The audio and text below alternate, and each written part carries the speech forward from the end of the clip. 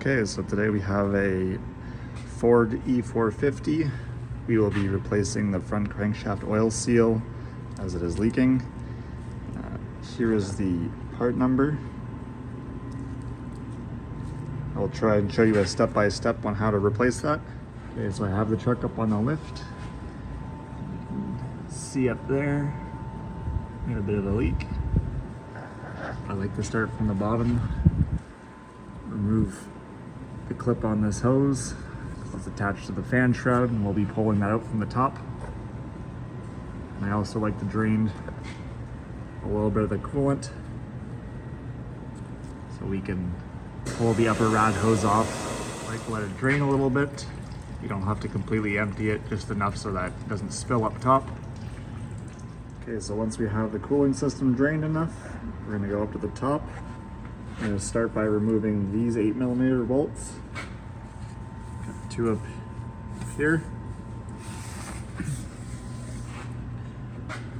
We're going to remove this 7mm for the airbox. And then we have another 8mm here. Okay, once you have all those bolts out, get yourself a trim tool. You remove the mass airflow sensor connector. Snapped in right there. Get yourself a 90-degree pick and pull the locking tab, focus it, pull that out, and then you should be able to pull the connector off. Now you can remove the top of the air filter housing. Out, put it off to the side, lift out the bottom half, pull them out of the bushings. This side and the duct off the throttle body. You remove this pipe, and then there will be a 7mm for the clamp up top. Once you have that removed, because this is a cutaway chassis, you're going to remove this bracket for the radiator support. Once you got the hose removed, you can remove both of these top mounts for the radiator.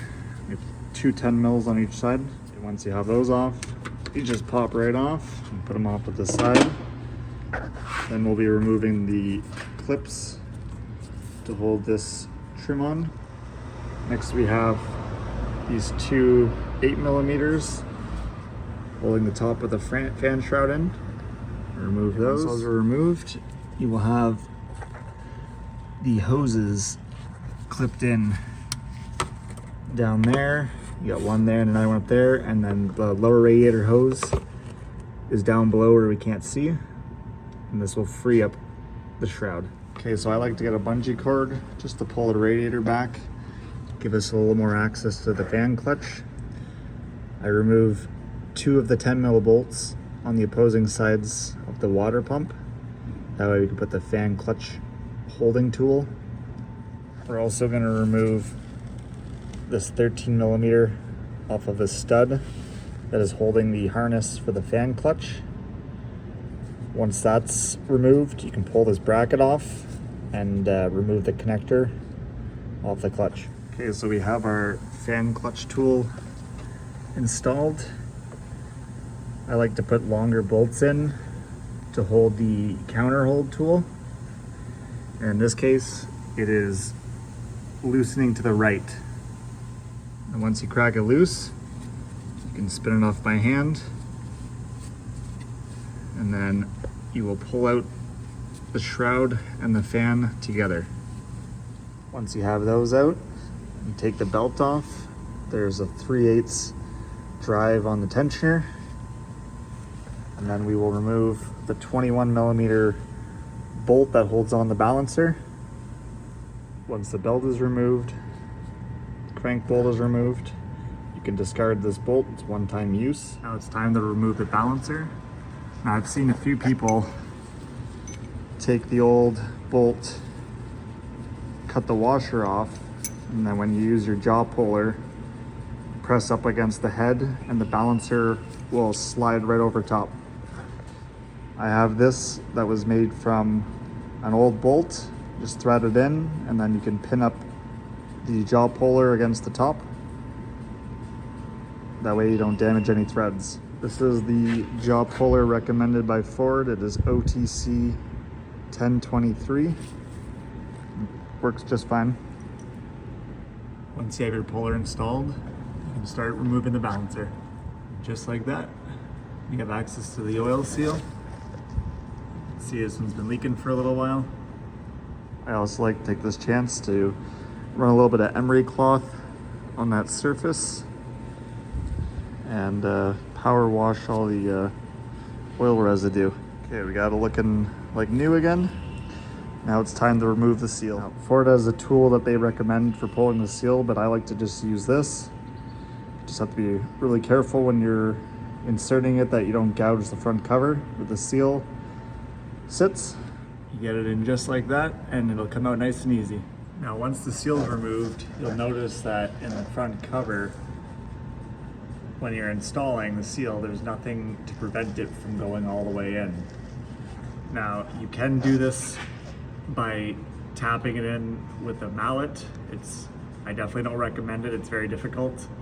I have an installer that makes it very easy, and it seats the seal to the correct depth. Now these are the Ford recommended OTC installers.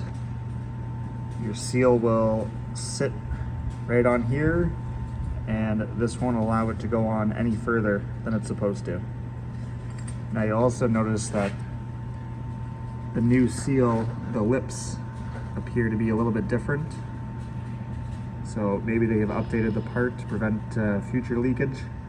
Now, I like to put a little bit of oil so that your seal sits on nice and easy, and the tool will be easier to remove.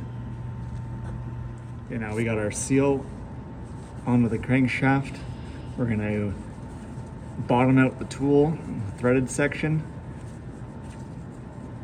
and we're gonna tighten it up. And then once it's ready, we're gonna turn this nut, and the installer will pull the seal into the correct depth.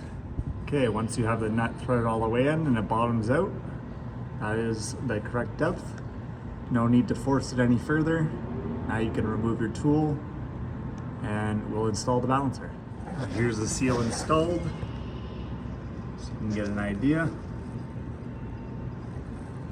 Now we can install the balancer with those same tools.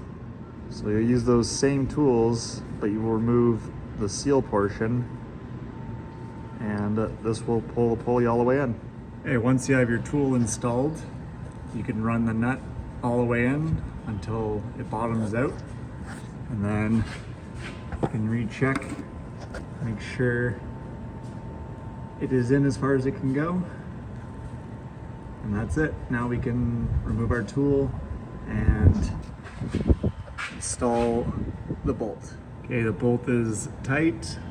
Now you're supposed to torque it, but I currently don't have the torque specs, so it has been tightened with an impact gun.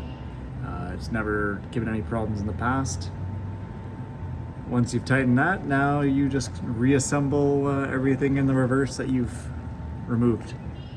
Okay, now the belt installed. Time to put your fan, your shroud back in. Okay, now remember, it is left to tighten. Now you can get your fan clutch tool back in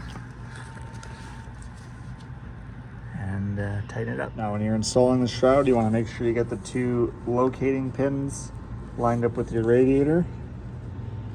And then once that's in, you can put your 8mm bolts back. Okay, go ahead and remove your counter hold tool and reinstall your 10mm bolts. Okay, go ahead and reinstall your fan clutch connectors and your upper radiator hose. And then you can do the top radiator mounts. Go ahead and reinstall all your air filter boxes, and be sure to plug in your mass airflow sensor and start filling your cooling system. Just start it up, lead your cooling system, wash down all the oil residue from underneath, and recheck for leaks. Thanks for watching.